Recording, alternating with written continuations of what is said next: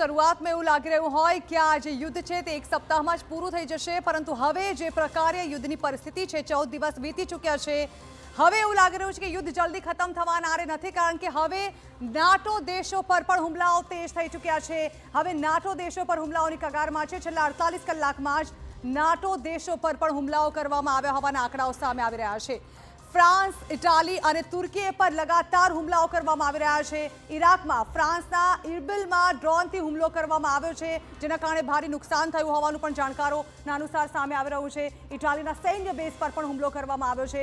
ઇરાકના ઇર્બિલમાં સૈન્ય બેઝ પર હુમલો કરવામાં આવ્યો છે। હુમલામાં ફ્રાન્સના એક સૈનિકનું મોત થયું છે, જ્યારે કે 6 લોકો ઘાયલ થયા છે। 6 સૈનિકો ઘાયલ થવાના પણ અહેવાલ છે। ઈરાન સમર્થનવાળા આતંકી સંગઠનોએ આ હુમલા કર્યા હોવાનું સામે આવી રહ્યું છે।